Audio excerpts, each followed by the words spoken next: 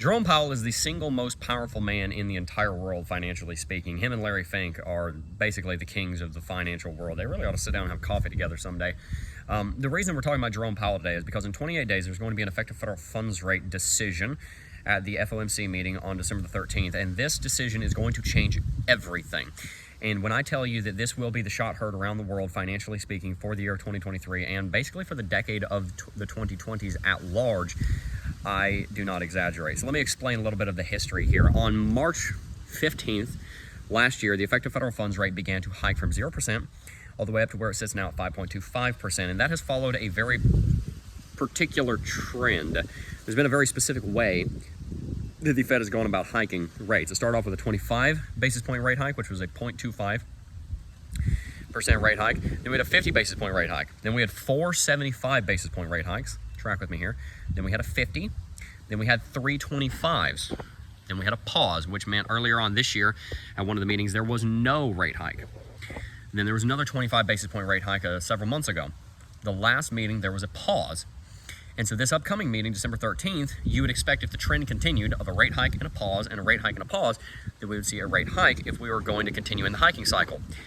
But according to CME Group, they give a 99.8% likelihood that the Fed will pause interest rates, and I think they're right. CPI is coming back at 3.2% right now. Obviously, we know that inflation is quite a bit higher than that, but the Kool-Aid that the Fed is drinking is what's coming out of the BLS, so whatever the BLS BS is, then that's what we know they're going to make decisions based off of. And with the effective federal funds rate being at 5.25% and inflation being reported headline at 3.2, then they know that, okay, we're 2% above inflation. That's basically our target. We can allow for the interest rates to stay the same, and they will come down together in tandem if you give it enough time. The Fed doesn't want to hike rates too high and cripple the United States economy because the Fed is trying to set us up financially to be able to contend with Mother Russia. What do you mean? We started hiking interest rates 1 month after the war in Ukraine began, partially to get the inflation that was caused by the PPE loans and all of the stimulus under control, but also partially because the Fed realized as part of the overall United States government policy, international policy, that we needed to have a strong dollar and we needed to have a strong economy in case the war ever broke out beyond the borders of Ukraine and spilled into Romania or Poland or Latvia, Lithuania, or Estonia, 5 NATO nations that are bordering the former Russian space and frankly are former Russian and former Soviet space. So the effective federal funds rate is a weapon of geopolitical grandeur as much as it is a form of domestic financial weaponry. And so Jerome Powell began hiking the interest rates, but that wasn't always going to last forever. Hiking cycles are typically only about 10% of the time. Generally speaking, the rates are paused. They're normally paused at about 5%, or they're generally paused around 0%. And generally speaking, what happens is that you will see the interest rates get dropped whenever a recession is coming or whenever the rate hikes have done their job and the Fed believes, okay, the economy's in better shape now, we're going to drop the interest rates because we don't need that tool anymore. We want to bring those down so that we can stimulate economic activity. The Fed is very likely to keep interest rates paused up at 5.25%, which is where they are now, indefinitely. And that's why this decision coming up is going to be so crucial, because this decision coming up will break the mold of their very formulaic, very predictable curve of rate hikes. No longer will we be seeing a 25 basis point rate hike and then a pause, because if we were to continue that trend, we would be expecting for a 25 basis point rate hike to be happening December 13th, and that is almost certainly not going to happen for the reasons I've already stated. So what does that mean when we have a rate pause? What are the implications of a rate pause on the United States economy and therefore on the Bitcoin and the cryptocurrency market? And how does this all tie back into the current zeitgeist of conversation regarding Bitcoin? Well, quite simply, the effective federal funds rate is probably one of the most important data points in the entire world, economically speaking. And when it is changing, that's one of the most important pieces of economic data that you're ever going to read. More important than non-farm payrolls, it's more important than CPI, it's more important than all of that, because it is basically the number that drives the debt market. If you have a 5.25% effective federal funds rate, every other form of debt is going to be higher than 5.25 because every other form of debt uses the effective federal funds rate as their baseline. So if the Fed moves, then everybody else moves with it. All ships move up with rising tides kind of deal. If that interest rate is now paused and it's not increasing, then that means that we're at high tide, but we're not still moving into high tide. That's a very big change in the way that you run your business. When your outlook goes from debt is going to get more expensive, so I shouldn't take any of it out, to debt is now no longer going to get more expensive, and in fact, in the future, it might get less expensive because we'll see the interest rates coming down now in the next 12 to 18 months.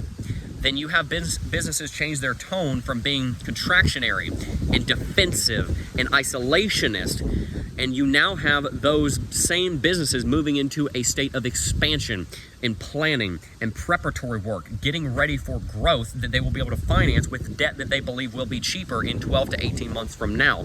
When you're dealing with a Fortune 500 company, it takes them years to go through a major change in the way that their business operates. So if they believe that in 18 months they're going to have cheaper debt, then they're going to start planning today for how to utilize that cheaper debt once it becomes available. That changes the market sentiment in the economy for those businesses, and it changes their growth trajectory, and it leads them into a period of growth. It leads them into a period of more risk tolerance. It leads them into a period of more appetite for growth. It leads them into a period of more appetite for investment. These are all fertile grounds for the S&P 500 to do well. These are all fertile grounds for the tech sector to do well, and these are all fertile grounds for the Bitcoin and the cryptocurrency market to thrive, because debt is going to be getting cheaper, or at least for the very moment, it's not going to be getting any more expensive, which might as well be the same thing. If you were already expecting an uptrend, if it's now not an uptrend, in a way, it's almost like it's getting a little bit cheaper. And so what impact does all of this have on Bitcoin and cryptocurrency, and why is it so important? Well, the reason it's so important is quite simply the fact that you have to have investment to build anything. And most people don't build their businesses the way that we built our business, by bootstrapping it. We never took out a dime of debt to build this company. Now, it's a lot easier for me to run a YouTube channel and to build educational products and everything without taking out debt than it is to go and build a 5,000 individual factory. I get that. But most companies utilize debt for expansion purposes. And those companies that are using debt for expansion purposes realize that that debt is about to get a lot cheaper, and so therefore their plans are going to be changing over the next 12 to 18 months from being conservative to being expansionary, and that is going to be part of what will drive this bull market even higher than ever before. This is all lining up in perfect timing. The effective federal funds rate increasing and the quantitative tightening of the United States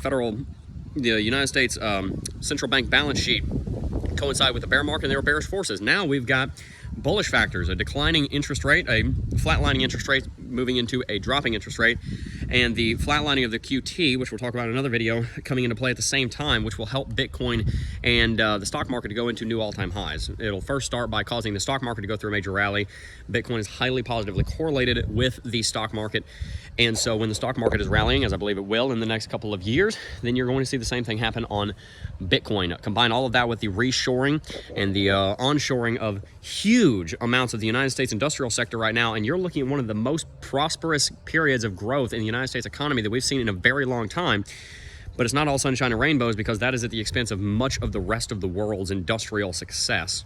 So you're seeing the rise of American industry 3.0, the third or fourth industrial revolution, however you want to put it, except this time it's not technological so much as it is geopolitical.